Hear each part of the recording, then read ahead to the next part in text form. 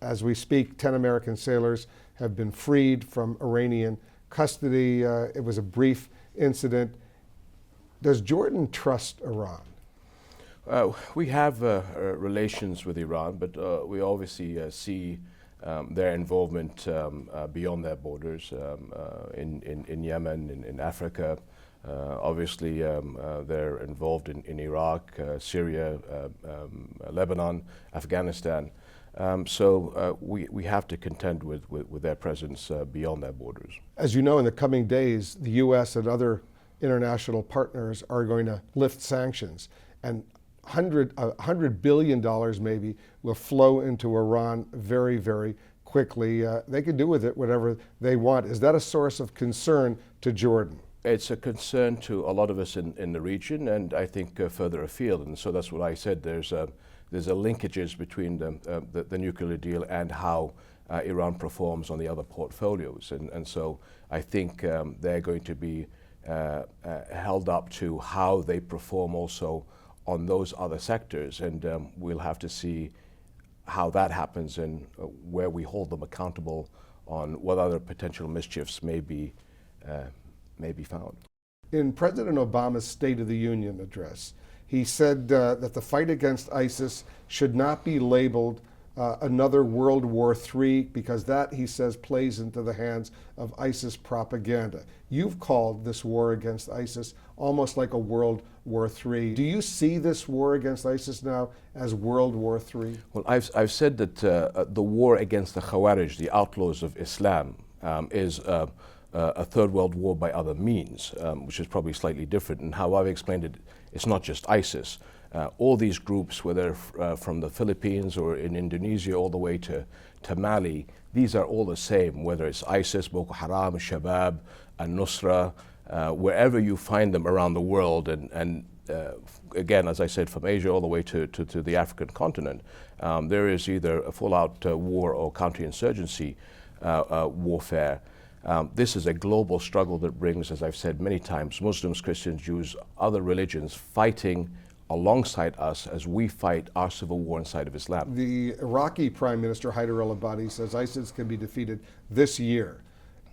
In the President's State of the Union address, he says this is a war that's going to go on. It's going to be a generational war. What's your assessment? Well, again, let's make the differentiation when we say ISIS, Syria, or Iraq, or if we're saying this global war against the Khawarij, the outlaws of Islam. So ISIS, Syria, and Iraq can be defeated fairly quickly, but the global war, what I call the Third World War by other means, is one that is a generational one. Hopefully the military security aspect is the short term, or the military part is the short term. The mid-term is going to be the intelligence and security aspect. The long term is the ideological one and the educational one. And that's a generational war? That's a generational one, not only inside of Islam, as we as Muslims regained the supremacy against the crazies, the outlaws of our religion, but also reaching out to other religions that Islam is not what they have seen being perpetuated by 0.1% of our religion. The U.S. says most of the airstrikes against ISIS have been U.S. airstrikes. The coalition, other countries, whether the Europeans, Jordan, the UAE, Saudis, maybe 6% of the airstrikes. And the suggestion is the coalition, is not doing enough. I know the figures of the amount of airstrikes that we did, not counting the amount of air patrols and reconnaissance flights that we did. We've been hitting tremendous amounts of ground targets. We've always wanted to hit more. And I think that having a good relationship with the Secretary of Defense, and there's a couple of new generals in the Pentagon now that I think want to fix bayonets and go over the parapet. I think that you'll see an increase in tempo. There's been some good operations. I can say that from the Jordanian perspective, we want to see a bit more, and that's one of the reasons why we've visited DC. And it comes down to this issue of synchronization. How do we bring it all together? This is something that's been discussed over the past several months, and this is what we're trying to do now. What is Jordan's maximum effort, and what can we do to really close the circle? what do the Iraqis do, what do the Turks do, what do the Kurds do, in coordination with the rest of the coalition. Vienna is very important because how do we deal with the Russians? In my view, if we can get the Russians to be part of the synchronization, even better. But that's a problem between Moscow and Washington. Do you believe that Russia and Iran, in dealing with the future of Syria, might abandon Bashar al-Assad, the Syrian leader, and allow him to sort of abdicate, move away? My discussions with President Putin is we need to move the political process forward as quickly as possible. Obviously, there are those countries that say that Bashar has to move today, and the Russians are saying not before 18 months.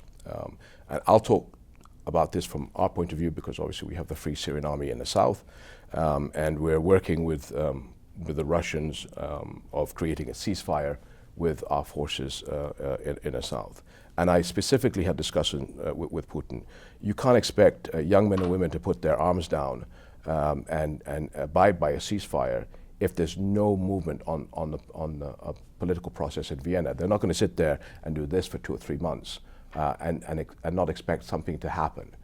So the Russians are fully aware that sooner rather than later we have to have a mechanism that allows the process to move forward.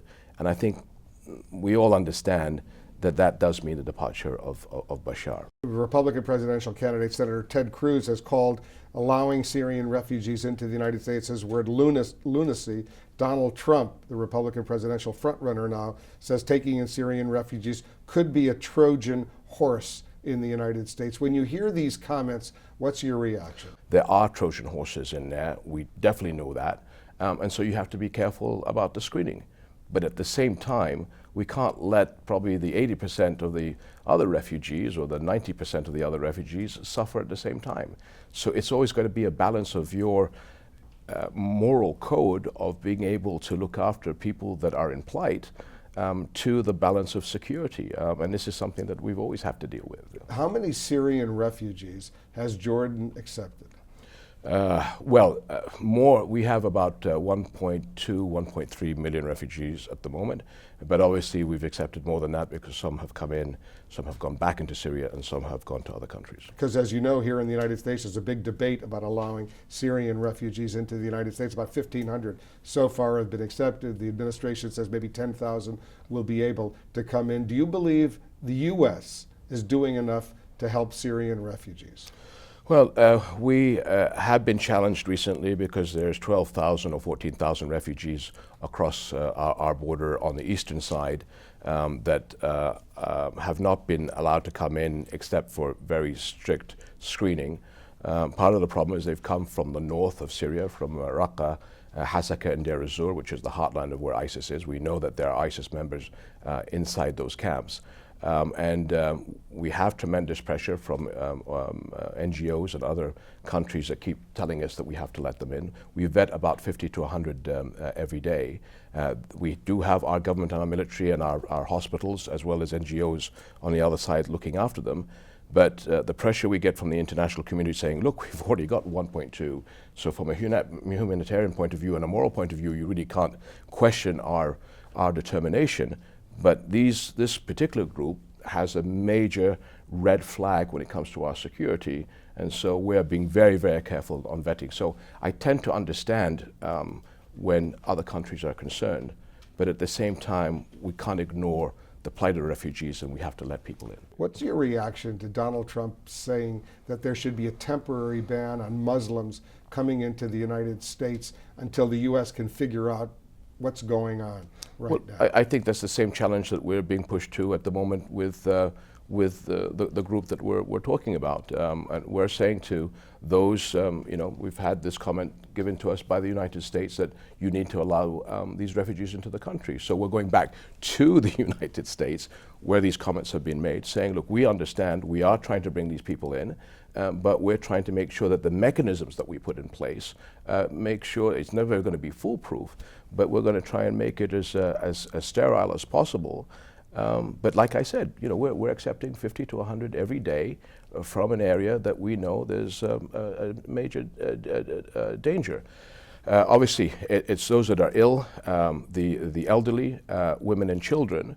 I know some people can be callous and say, well, let all the women in, but as you saw in California and we've seen in Paris recently, women unfortunately have been part of terrorist organizations and terrorist strikes. But we can't ignore and just keep refugees isolated. So you just got to be smart, and you've got to think with a heart. Because Donald Trump isn't just talking about refugees, he's talking about all Muslims on a temporary basis not being allowed to come into the United States. You're a major Muslim leader of a Muslim country. You hear these comments, your reaction?